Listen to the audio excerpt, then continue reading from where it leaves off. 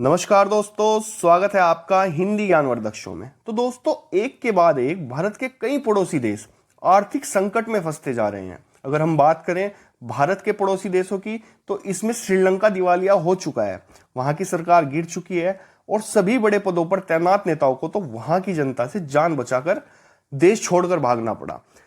दूसरा देश पाकिस्तान भी दिवालिया होने की कगार पर है। यहां पर भी सरकार ने पैसा जुटाने के लिए अपनी संपत्ति तक को बेचने के लिए संसद में बिल पास कर दिया है।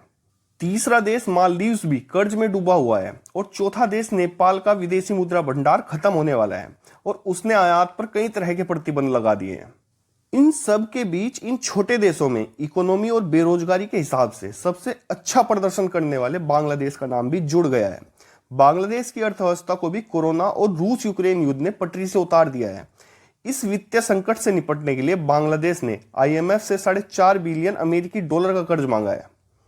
कुछ समय पहले ही आईएमएफ ने कहा था कि बांग्लादेश की जीडीपी भारत की जीडीपी से आगे निकल जाएगी, लेकिन वहां के हालात बता रहे हैं कि किस तरह बांग्लादेश इस आर्थिक संकट से जूझ रहा है। आपको बता दूं, आप इसको वहां के हालात देखकर समझ सकते हैं।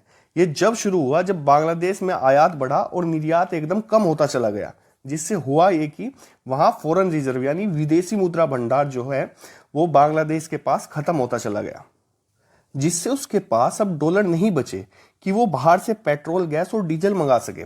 भारत की तरह बांग्लादेश भी ये सब चीजें बाहर से ही खरीदता है और इन सब की पेमेंट डॉलर में की जाती है, जो बांग्लादेश के पास अब नाम मात्र का ही बचा है।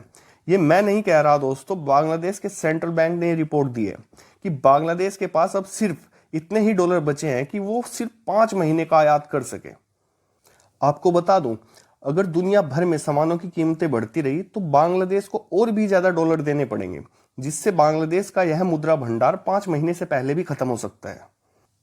इसलिए अब वो लोन लेने टाइम से पहले ही आईएमएफ के पास पहुंच गया है। अगर बांग्लादेश को जल्दी से लोन नहीं मिला तो वहां भी श्रीलंका की तरह पेट्रोल, डीजल और गैस की शॉर्टेज हो जाएगी।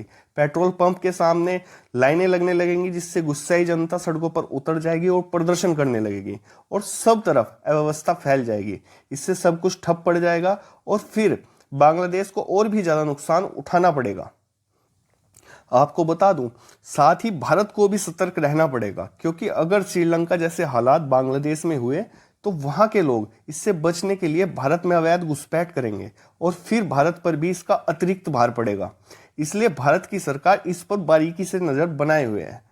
तो फिलहाल के लिए इस वीडियो में इतना ही। अपनी राय कमेंट में जरूर दें और चैनल को सब्सक्राइब जरूर करें।